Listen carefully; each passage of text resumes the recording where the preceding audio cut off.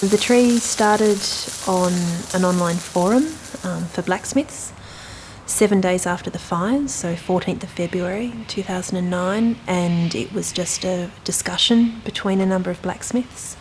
I watched this conversation unfold over a couple of days, and the idea originally was to forge metal leaves and send them to Victoria. Over the next few days, it was decided that it should be a gum tree and the leaves should be stainless steel and copper. As copper turns green, it would be a nice symbolism. And that's how it started, just as a discussion.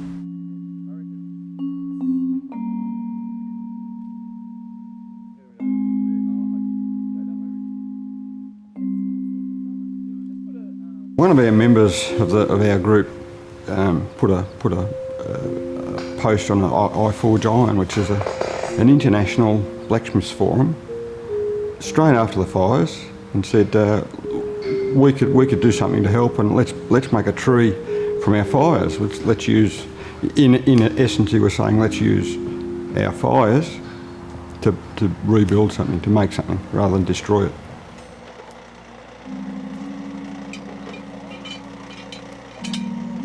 It sort of feels a need in us who've gone through it to contribute to it. It's something we need to do, I think. There's a feeling you need to do something, even if it's just a gesture of that kind. And that everyone can contribute a little bit to the totality of it, you know, like other memorials, and I know they're talking about other memorials around the place, but that's sort of something that's fabricated by someone else and it's sort of representing us, but this is a direct, everyone's got a part in it, and then it all comes together into this amazing tree. Yeah, we'll own it. It'll be our tree. Yeah, very beautiful thing.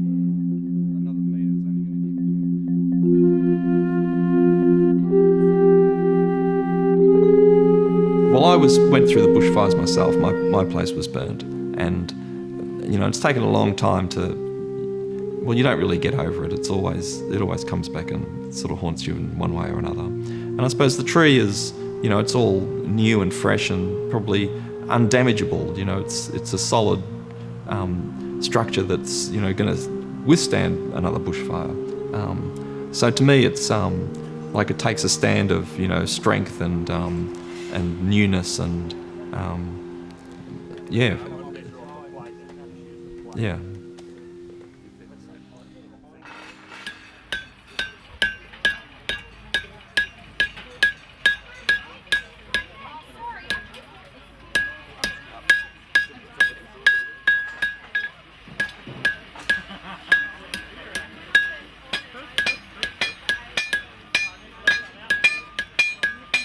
There's a real desire to do something really positive and not make this just about destruction. To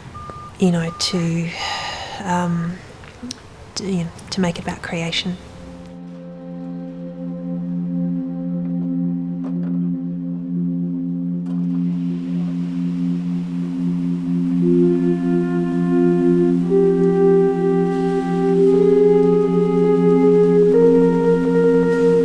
Quite often I've sort of thought, you know, it does nothing for the community. It does nothing to rebuild a house or you know, replant a garden or you know, reinstate someone's livelihood or anything like that. It's just a great hunk of steel. It does nothing tangible, but emotionally for people it was just incredible. We never realised it would be like that, but when we did, that's what sort of made it snowball. And we had to finish it.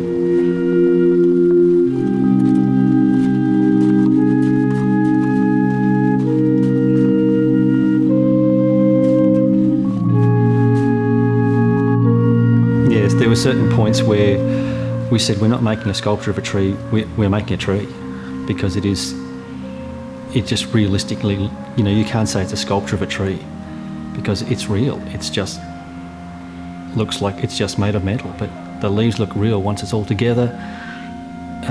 It just takes on that it has a life of its own. And it wasn't until that completion that we realised that it became alive.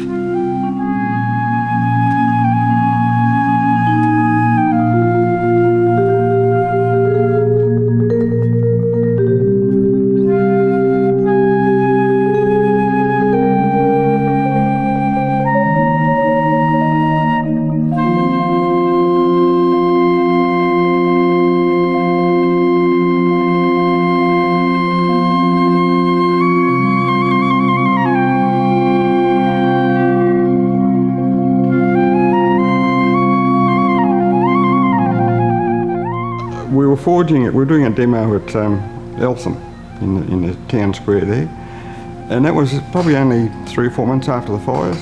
And a lady came up to me. She was crying, and it catches me now.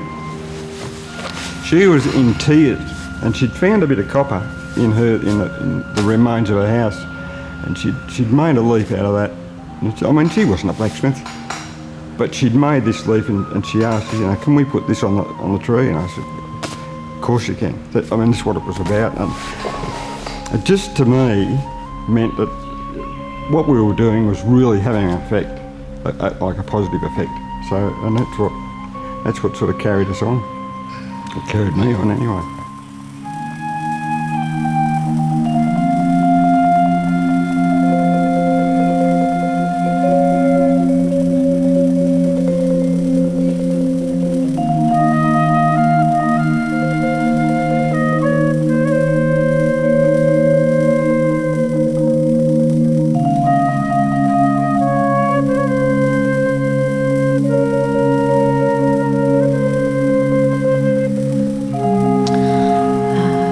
The tree's got this incredible magnetism, and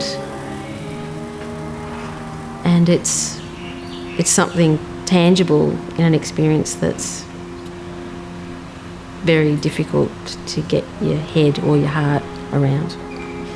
So I think reaching out and touching something that has been made with so much consideration and grace and humour and crazy, let's just do this.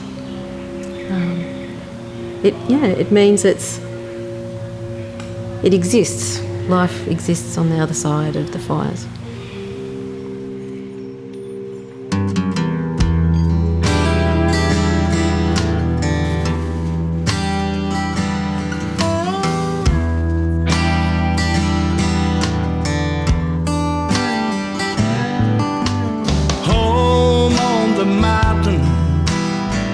On that Saturday night, of a loud moving thunder, and the skies burned down.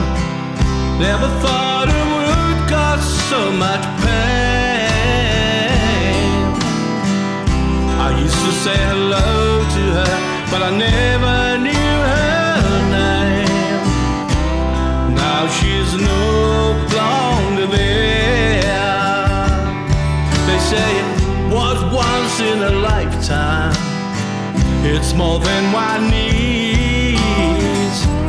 Angels from hell, let loose at our feet.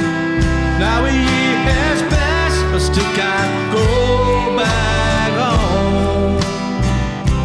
Can't stop moving, I just wanna be alone and take life real slow. I heard it all before.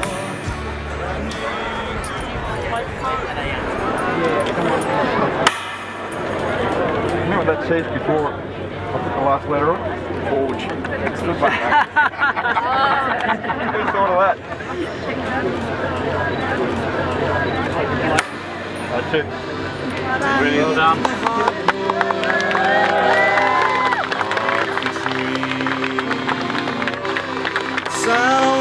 river.